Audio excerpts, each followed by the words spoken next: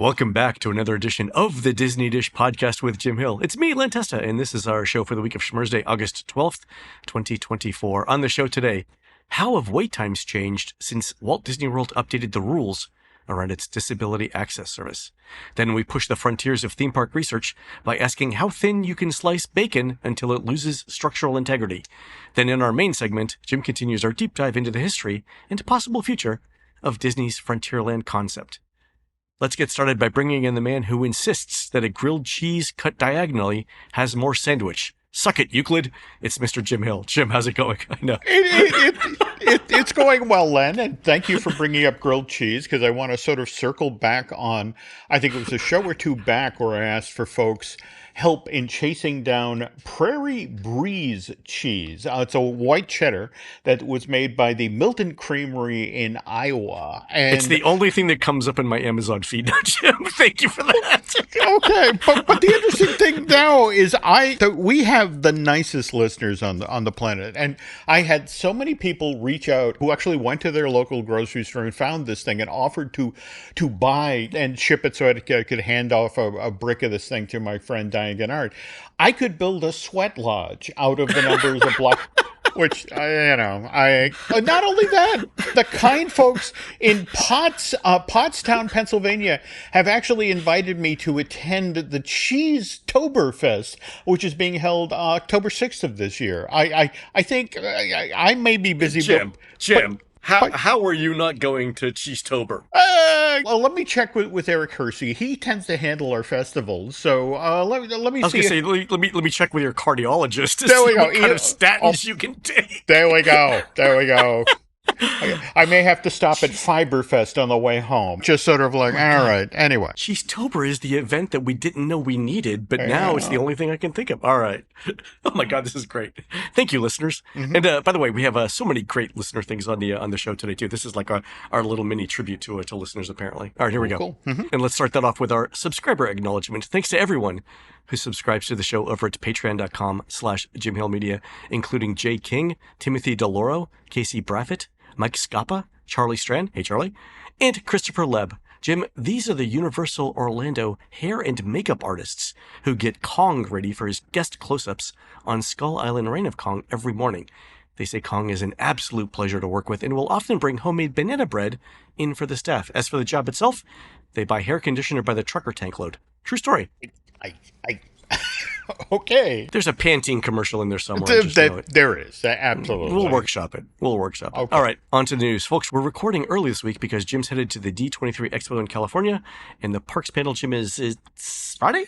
Saturday, I believe. Yeah. Saturday. Awesome. And we also have on Thursday Disney's earnings call, so a lot to talk about next week's show. And Jim, as you're out in Anaheim, it might be worth asking your industry contacts, what's up with the annual TEA AECOM theme park attendance report? Because we said in the show a while back that this is usually out by early June.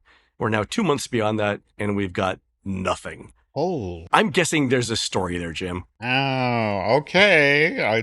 Let's see what we can find out on the floor of the Anaheim Convention Center. They're in the food court. I'm just saying.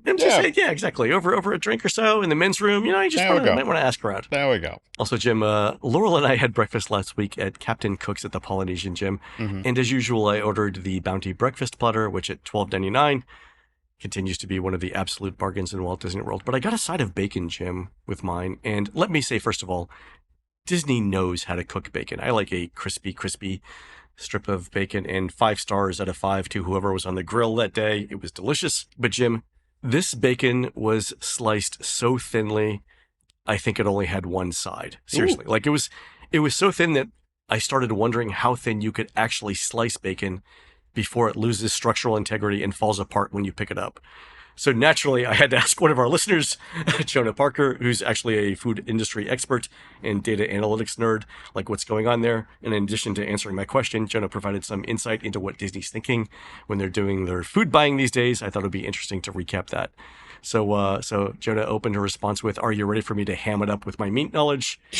Proving once again she's one of us. So I asked, what's the thinnest commercially viable bacon? And as she said, as you know, viable is the key word in this sentence.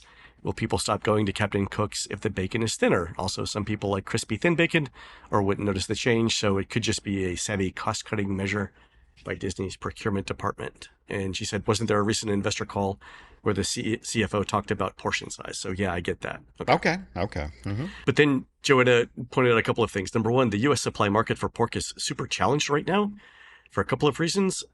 Yeah, one is that demand is dropping. So younger consumers prefer chicken and beef more than pork.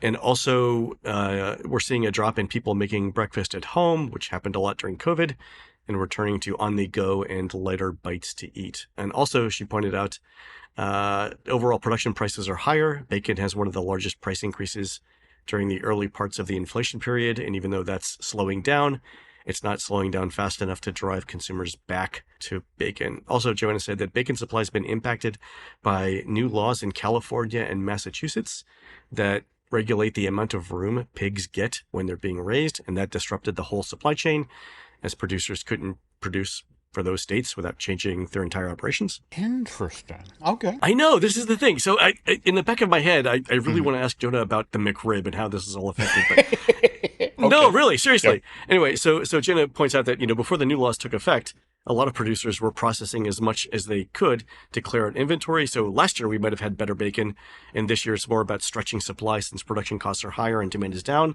And that big single consumer site like Disney probably took a lot of bacon when it was cheap. Now they all work, they work through all of it, and now it's stretch your supply time. The other thing she said is Disney's been in cost-cutting mode for some time now, as nearly every company has been. And Disney's especially challenged because their global parks were closed for a long period of time. They've had relatively few hits at the box office, and they've got streaming costs to deal with. So she says, I'm actually impressed with Food and Bev for finding these types of cuts, unless it's just a pause in shipment due to production issues, in which case they'll be, bacon will be back next week. I don't think that's going to happen. But she said the thing to watch for is watch for things like a few less berries and more melons in the morning fruit bowls, which is a classic sign of cost cutting. I did not know that. Okay. Wow. I this is such cool info. Holy cow. I know. I was really impressed. I'm like, I started off with, why is bacon cut so thin? And then I got a thing on global supply chains. It's great. Jonah, thank you so much. Wow. This is such a great story. I mentioned that the bacon could be sliced so thin that it eventually turns into fried bacon dust. And then I had an entire riff on, like, why isn't fried bacon dust an actual thing? Like bacon bits were a thing, but they were never really like true bacon as far as I was concerned. Fried bacon dust, I think, Jim, is like, it's going to give salt and pepper a run for its money. Yet another revenue stream. Okay, there we go. All right, on to listener emails. This one's from Alyssa Fraser, who says, I was listening to last week's Disney Dish where you imagined the persona for the proprietor of the Parisian wand shop, and it reminded me of a very real person I encountered at the Ollivanders wand experience. I was thrilled to be chosen to participate, as I knew the performers tend to prioritize children, and I was very much 30. After the show, I was ushered off stage into the shop proper, at which point my chaperone, a young witch, turned to me and said with remarkable disinterest, so do you want the wand or not? Oh. Magical indeed. But seriously, no hate to the team member. Turning on the sparkle for the kids is one thing. I totally understand not wanting to coddle whole-ass adults. All right. On an unrelated note, are you and Jim familiar with Royal Caribbean's stage show, The Effectors? Royal is marketing it as the next major superhero franchise with trademarks and all that. And Alyssa says, let me tell you, marvel it is not. My husband and I saw it on our recent sailing on the Odyssey of the Seas, and it is, without exaggeration, the most baffling attempt at live entertainment I've ever seen. And I spent my college years at an art school attending student-written plays. Oh. All right. I'm not going to say that I read this listener email just for that one line, but Jim, let me just say that you and I are professional critics, right? That's kind of our job. Mm-hmm, mm-hmm. It's very hard to be a critic without... It's very hard to be a critic and not just criticize things, right? But occasionally you have a line that just screams out to be read. This is one of those lines. This it is. Anyway, Alyssa closes with, I eagerly anticipate a future Defunctland deep dive on this monstrosity. Now, I want to book a cruise now just to see it. Wow. Okay. Somebody's got this on a phone somewhere. Please share. Okay. All right. Here's a little bit of park improvement from Jeff Carr. He says, my favorite part of the recent shows was learning that the queue for Rock and Roller Coaster was designed after an elementary school lunch line. I'm now an AP holder and find myself in Epcot 3 or 4 times per month just taking in World Showcase. One of my favorite stops is the Norway Pavilion for some school bread. The only outside shaded eating area in Norway is next to the Save Church, and being practical Norwegians, they have heavy metal tables and chairs. For the longest time, those chairs were bare metal legs scraping against the concrete, and they would pierce the ears. Well, someone recently decided to fix that, and Jeff sent in a photo of a solid-looking rubber cap on the end of the metal thing now, which makes it quiet, and Jeff closes his email with, "There's still hope for this place." I love it. I love it. Same thing here. All right. A question from Donovan, who says, now that it's been a few months since the DAS changes in Walt Disney World, have you noticed a change in the average wait time in either the Lightning Lane or the standby lines? My own experience is that the lines feel shorter, but that could just be a seasonal thing. All right. So I'm going to answer this question, Jim, even though talking about DAS is a minefield. We've said before on the show that the evidence for people abusing DAS was pretty convincing, both from the data we collected and then from internal stuff we got to see. So I'm convinced that change was needed. Okay. But we also need to say that there are certainly people who should probably qualify for DAS today who are being denied. Disney World gets over 45 million visitors annually. There's no way that any process that involves human judgment is going to be completely free of errors, right? There we go. And we hope those people get the accommodation they deserve, right? That's what we want. Okay. But to answer Donovan's question, yeah, I'm pretty confident that everyone in the park is waiting less in line under the new DAS rules. And that's true for people who buy Lightning Lane and people who don't, the people who just use the standby line. And Jim, it's not even close. Really? Okay. Yeah. Okay, so here's how I know. So for over a year, Touring Plans has been counting the number of guests who get in both the Lightning Lane line and the standby line at key Walt Disney World attractions by minute. Right. So every minute we count how many people get in each line. This is basic queuing theory stuff. It's the inter-arrival rate. And the reason we started counting this is to test a new way of predicting actual wait times. But it has the side effect of tracking Lightning Lane usage over time. So because we've been tracking it for over a year, we're able to get before and after counts for the same attractions on the same days of the year, exactly a year apart, over weeks and weeks of observations. And that helps reduce the effects of seasonality and stuff like that. Okay, cool. So what'd you learn? I know sometimes things work out, Jim, right? Okay. Mm-hmm. So before I say that, let me just say the other thing that helps is that the data shows the ratio of guests getting in the Lightning Lane line as compared to guests getting in the standby line. And the ratio is great because it's pretty close to being independent of a lot of things like school schedules, special events, park hours, and the weather, right? You can count the absolute numbers, right? But that changes, on a day-to-day basis. Okay. So the ratio is probably dependent on things like ride downtime and the price Disney charges for Lightning Lane. So before the economists who listen to the show write in to explain how prices work, let me point out that there's an underlying set of assumptions around supply and demand curves, and you might reasonably ask yourself if both you and I have the same information as to whether those assumptions are true in the parks. I'm going to stop there. Okay. Anyway, before the DAS change, it was typical for popular Magic Kingdom attractions to see behavior like this. At the high end, you would see 15 Lightning Lane guests admitted to a ride for every 10 standby guests. So 60% of the ride capacity was going to Lightning Lane at peakish, right? Okay. Mm-hmm. On the low side, like 4 Lightning Lane guests for every 10 standby guests, so 29% of the ride capacity dedicated to Lightning Lane. And average was around 7 Lightning Lane guests for every 10, so about 41% of the ride capacity dedicated to Lightning Lane.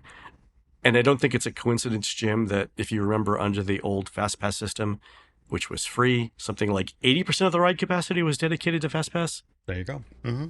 Yep. Is it a coincidence that Lightning Lane is roughly half that? It feels too convenient to be a coincidence, Yeah, true. Okay. So the other thing is this, the ratio varies over time and attraction. So Lightning Lane usage is higher at Seven Dwarfs Mine Train than at Mad Tea Party. That's only natural. But still, it's an overall useful number. And at some attractions like Haunted Mansion, we've seen the ratio of Lightning Lane guests to standby guests go from 7 to 10 to around 3 to 10. So a drop of more than half. Wow. Okay. And at secondary attractions like It's a Small World, the ratio is closer to 1 to 10. Okay. Seven Dwarfs still seems to be running at a ratio of anywhere from 7 to 10 to 9 to 10 in the afternoon. So 40 to 50% of the ride capacity is individual Lightning Lane and DAS. I get that. Slinky Dog Dash, almost exactly the same thing in the afternoons.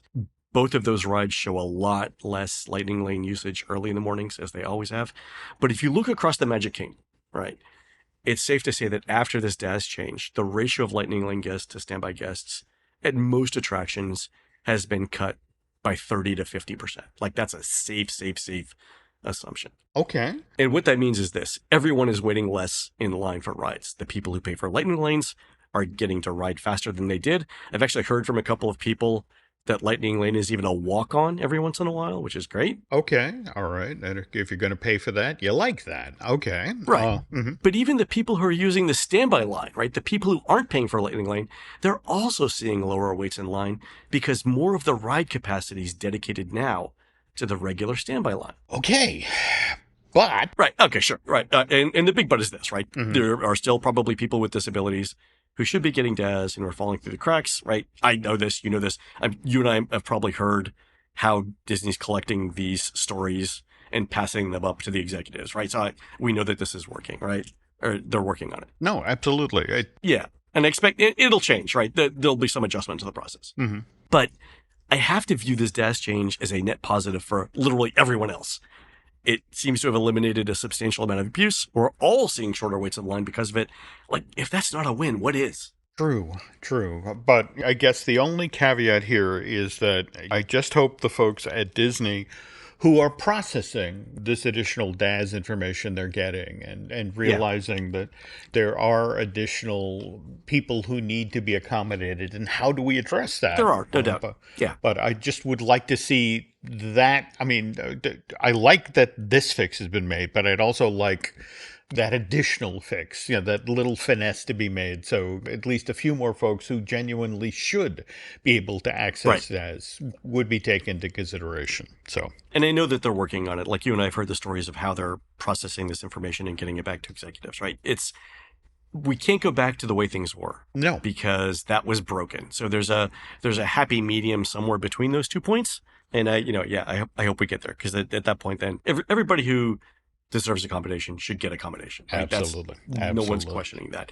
It's how do we get human judgment to be as accurate as possible when making that assessment, right? That's the big challenge. All right, folks, we're going to take a quick commercial break. When we come back, Jim continues the history of Disney's theme parks Frontierlands. We'll be right back.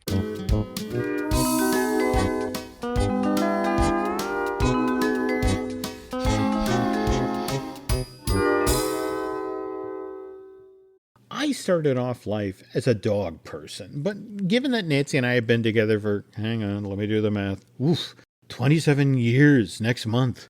I guess I'm officially now a cat person. Which is why, when Betty, our tubby tuxedo cat, climbs up into the bed at 3 a.m. and then sinks her claws into my arm because she wants to be petted right now, I pet Betty rather than strangling her. And I do this because, well, at this point in my life, I just want the people that I love to be healthy and happy, and that includes the little fur-covered people. But because I'm not a mind reader, well, I don't always know when Betty is feeling her best. Sometimes I need a clue as to whether she's feeling unwell, which is one big reason that we use Pretty Litter here at the house. I mean, have you heard about Pretty Litter? It's the smarter health monitoring cat litter. Pretty Litter does this by changing color after your cat uses the box, which then helps you monitor for early signs of potential illness, like, say, urinary tract infections and kidney issues. But what I also like about Pretty Litter is that its ultra-absorbent crystals trap odor instantly, so no more cat box smell.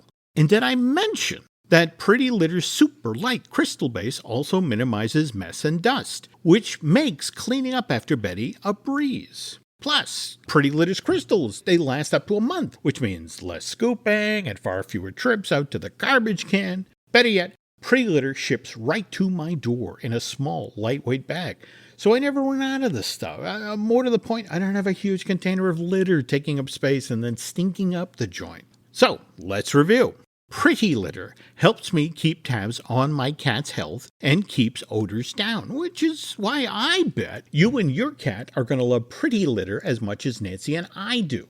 So, go to prettylitter.com/DisneyDish and use code DisneyDish to save 20% on your first order and get a free cat toy.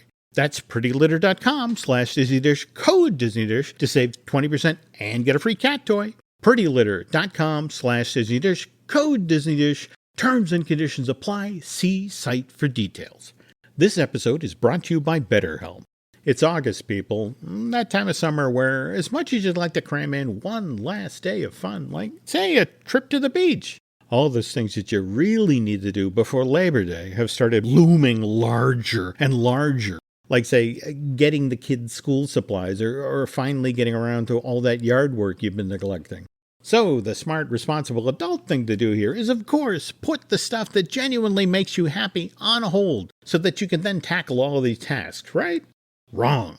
You deserve to be happy. More to the point, in spite of everything that you still need to do, self-care is important too. Which is why, if you're feeling like you just have no time for yourself these days, maybe it's time for you to talk with someone like a therapist who can then teach you how to make self-care a priority. And if that sounds like something you'd like to try, well, please allow me to introduce you to BetterHelp. BetterHelp is affordable care from a therapist who understands you. It's entirely online. More to the point, BetterHelp is designed to be convenient, flexible, and suited to your schedule. To get matched with a licensed therapist, just fill out a brief questionnaire. And did I mention you can switch therapists at any time for no additional charge? Look, I've talked in this podcast about the rough times I went through back in the 1990s when, after my divorce, I really felt like I lost my way. And talking with someone, a therapist, gave me the skills I needed to right the ship, so to speak, find my way back to a far healthier, happier existence. And you can do the same. So do yourself a favor. Don't stint on self-care. Never skip therapy day with BetterHelp. Visit BetterHelp.com/DisneyDish today to get 10% off your first month. That's BetterHelp, HELP.com/DisneyDish. We thank them for sponsoring today's show.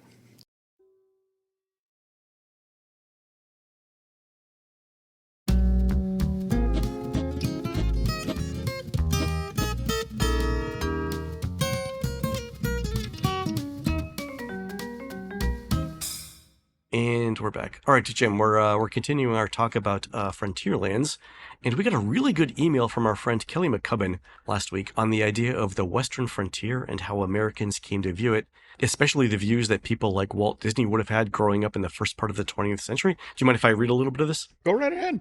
Love to hear this. All right, and I've got Kelly did an entire blog post on this, which I provided a link to in the show notes. You guys should go read it. But anyway, Kelly points out this. Frederick Jackson Turner, who was born in 1861, was a Harvard professor who, though we probably don't all know him, ranks among the most influential of American historians, and that's for better or for worse.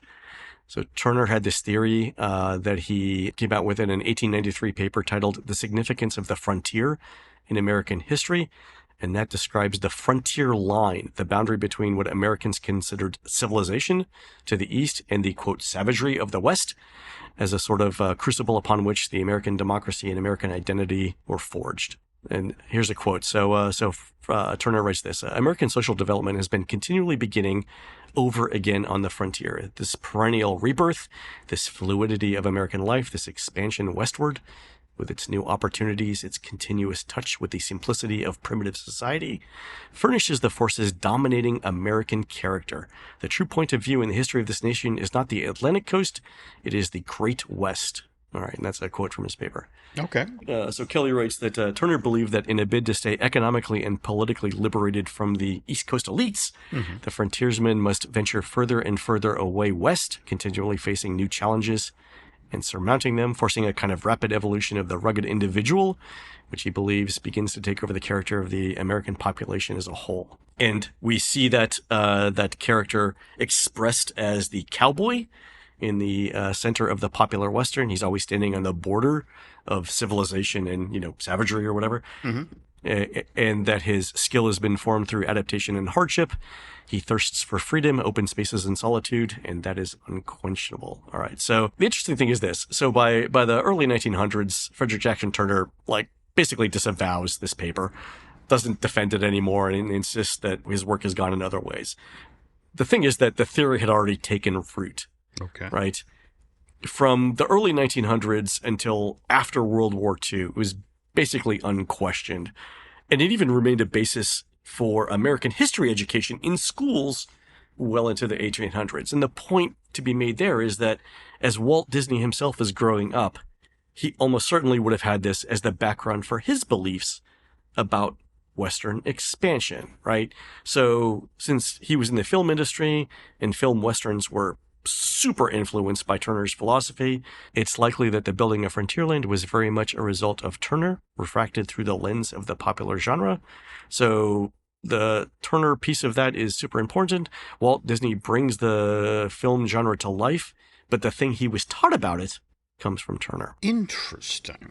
Okay. Yeah. And obviously, again, this view, as we get into, face it, when the film industry moved from the East Coast to the West Coast, one of the reasons the Westerns became popular is you had the backdrops, you had that sort of thing. So, and what was so funny about this particular era in Hollywood, the silent period, was that, well, you can actually visit it today at Universal Studios in Hollywood. There's a section of the park called Six Corners, where literally it's 6 sets of streets that meet, where they could shoot westerns, 6 different westerns simultaneously. And the beauty of it was, well, it's silent film. So it's like, it doesn't matter that they're having a shootout on the next street and you're doing a scene where someone's getting off a stagecoach. It's like, no one's going to hear. Do you think that they ever decided to get a buffalo stampede just running from one set to another just to save costs and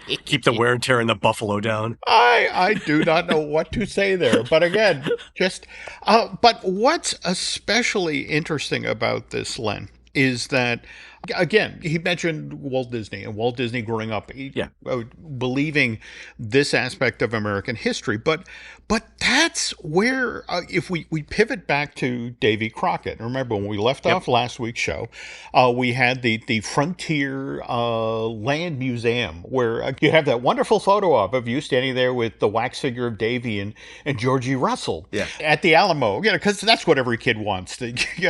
I want a photograph of me, Davy, and Georgie just before Santa and his troops mowed us down. But that closes on December, in December of 55. In fact, it closes because, to be honest, there were only so many cast members at that time, Len, and they had just brought the keel boats into the park. In fact, on December 25th of that year, 55, you could, but the keel boat, I mean, it's one thing to operate a photo op and a museum with the guns that the NRA has lent you.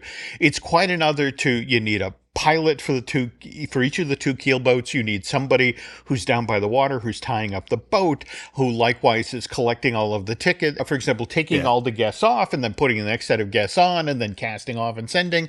It was a much higher body count that they needed. And a lot more safety critical, right? Oh, no. We're talking absolutely. about water at this point. Absolutely. Okay. So now what happens, though, is that in the same window of time, Walt Disney has decided that the island that's in the middle of Rivers of America, the thing that the keelboats are floating around, that's going to be turned into Tom Sawyer Island. And one of the key components of Tom Sawyer Island is Fort Wilderness. And remember, you've just shut down the Frontierland Museum. You have 2 wax figures of Davy Crockett and Georgie Russell. You paid for them. What are you going to do with them? Well, what Walt decides to do is that if you went into the garrison at Fort Wilderness, in the regimental headquarters, Len, you could look through a window and see these same figures of Davy Crockett and Georgie Russell, only they've now been joined by another wax figure. This one is then Major General, eventually President of the United States, Andrew Jackson. Oh, were you talking about a problematic character in a theme park? Okay. Well, no. Right. That's it exactly. Okay. But wait. It's a different time. It gets better. Okay. So, and according to a sign, the position just outside this window in Fort Wilderness, the tableau that guests are looking in on is a recreation of a memorable moment from the Davy Crockett TV episode where then Major General Jackson is asking for Davy and Georgie's help with the Cherokee Indian Campaign, which, now brings us to Disneyland's very interesting relationship with the indigenous people of America. Remember, those folks who traveled over from Siberia 40,000 years ago and then set up shop in North America before any Europeans showed up. And again, you were talking earlier that you got to take into consideration the different time, especially the 1950s. I mean, then little kids played cowboys and Indians with the idea that the Indians were the bad guys. Now, to give Walt Disney credit, he took a far more nuanced approach to Native Americans, and especially for a guy who grew up in this era of American history. I mean, mind you, the very first episode of the Davy Crockett TV series, those episodes on the Disneyland TV show, was literally called Davy Crockett Indian Fighter, Len. But if you watch this actual episode of the series, you'll see that Davy, while he does in fact fight Indians, he also shows compassion for the leader of a tribe and then pushes for the signing of a treaty between the settlers and the Native Americans. And then, second episode of the series, Davy Crockett goes to Congress. Davy is actually shown in the U.S. House of Representatives fighting against then President Andrew Jackson in regard to his Indian Removal Act of 1830. Huh. So, wow. I mean, for the mid 50s, that's cutting edge and probably controversial take. Yeah, especially since this is like a third of America seeing this, right? That's it exactly. Wow. Okay. All right. And I want to stress here that there were a lot of students of American history who complained, especially back in the 1950s, that Disney had played fast and loose with the actual life story of Davy Crockett. What? What? The historical record of an actual person who lived in the West was made into legend? What? I am shocked. What do you mean he didn't kill a bar when he was only 3 or patch up the crack in the Liberty Bell? My childhood is ruined. Hold on, Jim. I need to edit Wikipedia right now. There we go. All right. But to Walt's way of thinking, it was important both in the movies and the TV shows that Disney Studio was producing, as well as at Disneyland Park itself, to get across the idea to the general public that, well, they're just like there are good people and bad people in all walks of life. There were friendly Indians and there were unfriendly Indians. And what's great about this, Len, the souvenir map that Disneyland began offering in 1958. This is the thing that Sam McKim drew and is, for many people, is the crown jewel of their Disneyana collection. If they can get a pristine copy of this thing. I know the one you're talking about, and it's beautiful. It is. Just from an art perspective, it's amazing. Yeah. But here's the thing. This map tells you exactly where the friendly Indians are and where the unfriendly Indians are. Now, the friendly Indians are the mechanical ones that have made their encampment at the northernmost edge of the rivers of America. And we know they're friendly because the chief sits on top of a horse in full regalia and he pivots. He'll first wave at the Disneyland Santa Fe train as it goes by, and then he'll turn and he'll wave at the Mark Twain as it goes by. Now, on the other hand, those unfriendly Indians, Len, we never actually see them. But we do see the tops of their teepees sticking up out of the forest on Tom Sawyer's Island. In fact, they're just to the north of Fort Wilderness. And we know they're unfriendly because the very next thing we see is the burning settler's cabin, where the guy is. There were a number of years where you went by and the settler was lying dead in front of his house with an arrow sticking out of his shirt. Please tell me the arrow was flaming. Well, no, they got to that eventually. But what was interesting is that there were kind of two eras of Disneyland history that they right up until, say, 62, 63, which was when Mark Davis worked on the Jungle Cruise and started putting in scenes like the Sacred Elephants bathing pool and comic vignettes. That there was a time that if you went by, the burning settler's cabin was handled, very seriously. Oh, my God. Look what happened over there. Where by mid-1962, they were now doing a bit where it's like, oh, look at the guy out in front of his house wearing his Arrow shirt. So a play on the aero manufacturing shirts. there we go. There we go. I'm Okay. surprised they didn't turn that into some sort of like cooking misadventure, and that's why the cabin's on fire. Well, it's interesting you say that, because over time, what they did is when in the late 1960s, early 1970s, where, remember, we had Wounded Knee and the Native Americans taking over Alcatraz Island, Disney began to rethink their attitude toward this point. And suddenly the arrow disappeared, and now the cabin was on fire because the gentleman who was lying in the yard was a drunken moonshiner who had consumed a little too much of his product and had fallen asleep. And now the still was on fire and burning down his cabin. There you go. But anyway, all right. So now where this gets especially interesting, Len, is on the opposite shore of the rivers of America. And by the way, between the friendly Indian village and where those unfriendly Indians had made their encampment over on Tom Sawyer's Island, was Disneyland's really for real Indian village. Oh, that's right. They actually had Native Americans. They did. Actors in the park, yeah. They did. Now, where this gets interesting is this aspect of Walt's Family Fun Park wasn't always in this exact same location, which is very far back in Frontierland. In fact, when Disneyland first opened in July of '55, this park's American Indian Village, and by the way, we know that's what it was called on opening day because there was actually a banner stretched across the Frontierland bridge that led to where the American Indian Village was. And Len, I have to ask, why an American Indian Village? I guess it was to differentiate from what was going on inside of Disneyland from that Lithuanian Indian Village. Exactly. Just down the street. Copycats were popping up everywhere. Yeah. Yeah. Exactly, It's like, oh, yeah. Want to be sure you. Those Uzbeki Indians. Oh, Oh, there we go. Yeah. There we go. Okay. Talentless hacks. Yeah, they can't dance. Okay. Jeez. Okay. Now, speaking of which, the first version of the Disneyland Indian Village were actual First People sold authentic Native American crafts at the Indian Trading Post, not to mention sharing their customs and culture, the cultures of the America's indigenous people with Disneyland guests by presenting traditional dances of the Plains Indians. Oh, there you go. But here's the thing, Len. The first version of Disneyland's Really for Real Indian Village was over by the Frontierland train station, which, to Walt's way of thinking, was just too close to the center of his family fun park. And again, got to remember.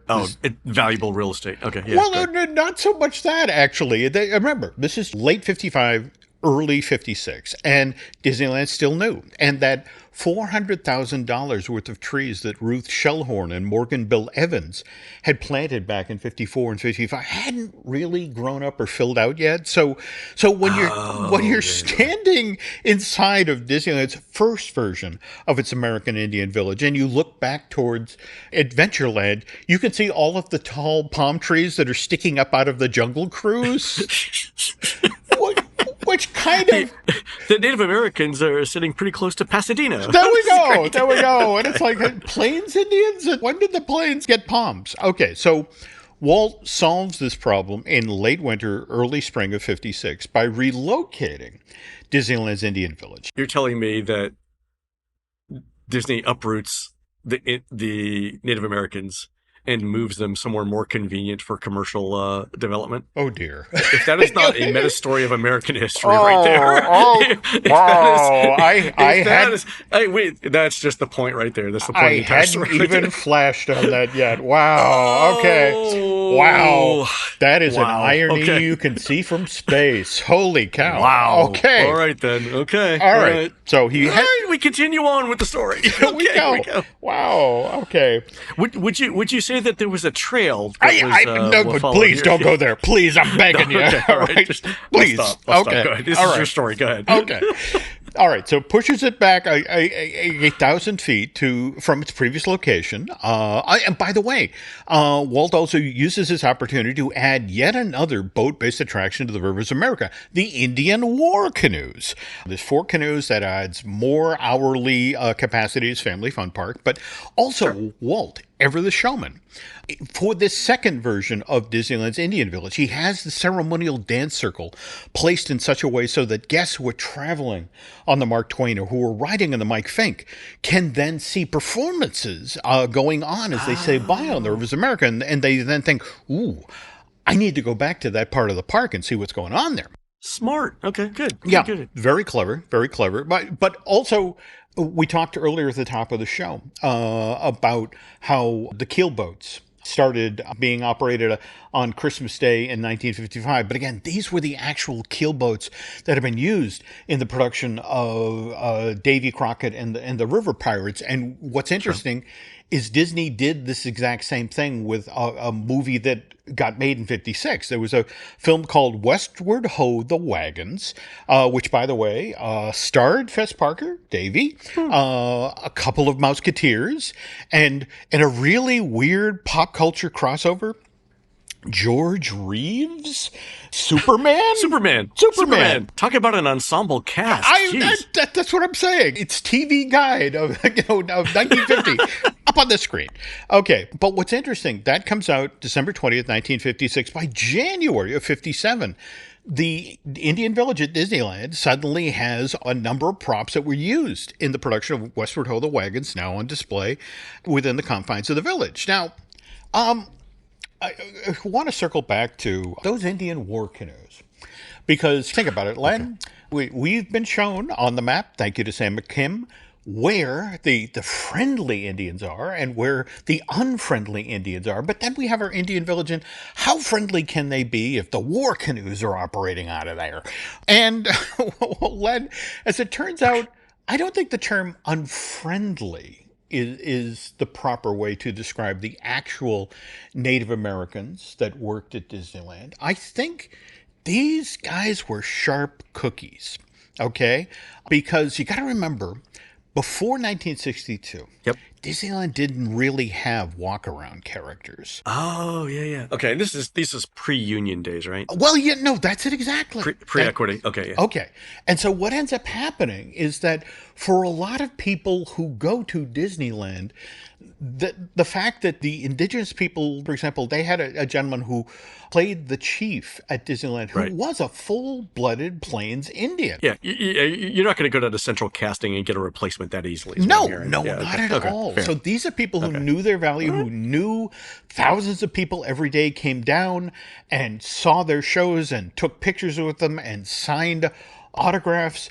And so they were very confident when they dealt with Walt Disney, the man. And in fact, Walt himself recognized the value of the Indian Village. In fact, you can go online right now. I want to say Daveland has an amazing set of photos from the Indian Village where you can repeatedly see Walt himself there with the latest politician or celebrity or dignitary who's come to the park. And as part of the tour, when Walt was taking around the park, he made sure, we're going to the Indian Village. We're going to see a dance. You're going to get your picture taken with the chief. I mean, this is a great integral part of Disneyland of the late 50s, early 60s. Okay. Now, Walt dies in December of 66. And up until that point, every time the members of the tribe came to Walt and said, hey, we need a raise, or hey, we need a bigger break room out back, Walt was entirely on board with this idea. It's like, no, give them what they want. Just, I want those guys happy. A lot of people enjoy the show up there in that corner of the park. Yeah. And more to the point, because they go that far back into the park on their way out, they're stopping at the restaurants, they're buying Cokes. I want them happy. Yeah. On the other hand, now, Walt passes away, December of 66. The next set of managers at Disney don't have the same affection or can't see the bigger picture. And in fact, they get so tired. And you also have to understand that we were mentioning earlier about Wounded Knee. Mm-hmm. And from 66 to 70, 71 to this is when we see Native Americans really find their voice and get vocal about what had happened in the past and how American society needs to do right now. And Disneyland management just began to see the folks who worked at the Indian Village at Disneyland as problematic. And so they made a decision in the spring of 1971 that Disneyland's Indian Village would be closed because that's where they were then going to build the West Coast version of the Country Bear Jamboree. And I literally had a all right. I'll tell you who told me this story. Ron Dominguez. We were just talking about him. Oh. He was our Fess Parker who had to wear the very smelly buckskin, and Ron felt this was so wrong-minded that they shut down the village because it was people so enjoyed it. And more to the point, the folks who worked there were his friends. But he talked about the management at the time literally said, well, think about it. Animatronic bears aren't going to constantly ask for better snacks than the vending machine in their backstage break room. And that was literally what it came down to. But anyway, again, Indian Village shuts down spring of 71. We get Bear Country, which opens up there in March of 72 with the Country Bear Show. And mind you, Len, the Indian war canoes never stop operation, though interestingly enough, overnight, they went from being the Indian war canoes to the Davy Crockett Explorer canoes. So again, it's always one of those moments where I think George Carlin did that amazing piece of material about how language mutates over time, how shell shock became battle fatigue, became post-traumatic stress syndrome. Yeah. We always change things to make them a little bit more palatable. Yeah, and every change gets a little farther away from the root cause. Yeah, exactly. So, all right, anyway, to just sort of bring this full circle that, so we lose the really for real Indian Village. But it's worth noting that when Disney's America was in the works for Prince William County in Virginia back in the mid-1990s, that history-based park then literally had a section called Native America, which, again, shined a spotlight on the First Peoples. But again, to give you some idea of how the Disney company had changed in that, what are we talking about, 25 years? Yeah. Remember, we had a part of Disneyland that celebrated the Plains Indian, whereas what they were going to build in Virginia at Disney's America was the village of Chief Powhatan. Right. Which, if you... East Coast. Well, not only East Coast, but also conveniently Pocahontas' dad from the animated feature Pocahontas. So, yeah. Synergy, Jim, synergy. But also worth noting that, think about it, with Disney, you got to give them points. They leaned into Davy Crockett when that was a hit. And here they thought Pocahontas was going to be a hit as well. Oh, that's right. That is that timeline, isn't it? Yeah. There it is. So, but anyway, sort of dovetail, hopefully nicely into the Harvard professor's take on history and how Walt tried to kind of buck that trend. I was in Epcot last week meeting some friends, and while I was there, we decided to meet inside the rotunda at the American Adventure. And while I was waiting for them, I noticed that the American Heritage Gallery is still running its American Indian exhibit titled "Creating Traditions, Innovation, and Change." Oh wow! In American Indian art. Yeah, so that's been it's been a couple of years been there. It's really well done. There's some interactive exhibits there. There's some really well done visual effects in there, and then the whole exhibit is kind of great. It's definitely worth 10 or 15 minutes before seeing Voices of Liberty. So get there a little bit early for it. The other thing I wanted to point out as you're saying this, so Disney replaces the Indian Village with Country Bears, and Country Bears failed. It did, or at least the Disneyland version did. Yeah. Has anyone done the Indian burial ground joke for Country Bears, or no? Is it too soon? That would be insensitive. That's okay. All right, we'll take a look at that one. Okay. All right. And I'll point out one other thing. I did the unofficial guide to Washington D.C. Part of that included reviewing the museums, including the National Museum of the American Indian. Jim, I saw the National Museum of the American Indian and the Holocaust Museum on the same day. If I could give people advice when they're visiting D.C., the one piece of advice I would give is don't do that, because it is the most depressing look at how badly people can treat each other that I'll ever see. I will say this: the National Museum of the American Indian is fantastic, right? You get to see all the different peoples. It's a huge museum. The cafeteria is excellent. It's like one of my favorites in all of DC. It's also a short walk from Air and Space if you don't want to eat in Air and Space because there's nothing good there. But it's hard to go through that exhibit and not just start counting the number of treaties that the American government broke with the Native American tribes. I stopped counting at like 12, right? And so that's part of our history, right? So it's worth pointing it out. And right? There's the old cliche that those that don't learn from their history are condemned to repeat it. And it's just the whole notion of we weren't here first. Yeah. And I know that a lot of people have trouble with that duality. Yeah. It's a challenge, right? It is. It's a challenge it is. Yeah. I mean, you didn't personally do it, but you benefit from it, right? There we go. There we go. All right. A couple of other things. We had mentioned, that Westerns are not as popular as they used to be. And we have a number of listeners who are in the entertainment industry with access to certain data that we don't have.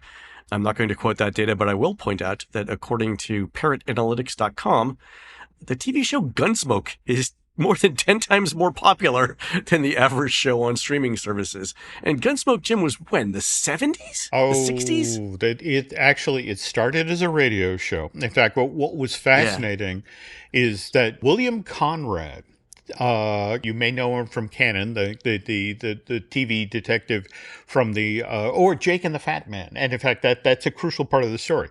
William Conrad had this wonderful deep voice, but as long as Gunsmoke was on the radio, he was a great Marshall Dillon. But when it came time to do the TV show, and there's a couple of photographs out there when they were testing William Conrad as Marshall Dillon, and it's like, ooh, could you eat a salad? So sort of the Orson Welles of the West. There we go. All right. That's actually why they wound up casting James Arness. Who, interesting little bend on his career. He was the gentleman, I think his big credit prior to that was playing the monster in The Thing. He was the Thing in The Thing. That's literally how I know him, other than Gunsmoke. There we go. So, that started actually in the 50s and just kept chugging into the 70s. I mean, again, it hugely popular. On the other hand, it was how authentic. Face it, a lot of scenes were set at Miss Kitty's, the saloon, and every so often you'd see gentlemen and ladies going upstairs, and what are they doing? Oh, they're changing the bedding. Don't worry about it. Exactly. Those rooms, somebody's got to clean those rooms. And for the 50s, that's post code, right? Yep. Okay. So, but still, that's kind of edgy for the 50s. It is. So, but besides Gunsmoke, there are other old Westerns that still appear in like the Rotten Tomatoes ratings of popular TV shows. So like The Virginian and Wagon Train. Oh, yeah. And in fact, I have to admit, I'm fascinated by your love of Love Boat, because Wagon Train was the Love Boat of its day. Oh, yeah. Every week. Different people coming in on the Wagon Train every week. Yeah. It's like, oh, it's Lou Costello. Okay. Just sort of traveling west. And, I'm getting off at Abilene. Costello. Yeah, no, seriously. This was one of No, I'm with you. When Abbott and Costello broke up as a comedy troupe, that was one of the things Lou did after they broke up. He put in an appearance on Wagon Train. Oh, God. All right. That's, again, another show. It's like, hey, Shelley Wedges, come on, Mom, sit down. He's on Wagon Train. That's fantastic. All right, folks, that's going to do it for the show today. You can help support our show by subscribing over at patreon.com/Jim Hill Media, where we're posting exclusive shows every week. Our most recent show with Imagineer Jim Scholl explains how water features came to be in Disney's theme parks. Check it out at patreon.com/Jim Hill Media. On next week's show, we'll recap Disney's earnings call and the D23 park announcements. And then come on and lift your glass. You've won your own free pass. It's stories about Fantasyland's Be Our Guest restaurant done in perfect taste. You can find more of Jim at jimhillmedia.com and more of me, Len, at touringplans.com. We're produced spectacularly by Eric Hersey, who'll be covering Mahalia Jackson's Move On Up a Little Higher at the 2024 Pennsylvania Gospel Festival on Saturday, August 31st at the Lures Center, that's on Lancaster Drive, in beautiful downtown Shippensburg, Pennsylvania. While Eric's doing that, please go onto iTunes and rate our show and tell us what you'd like to hear next. For Jim, this is Len. We will see you on the next show.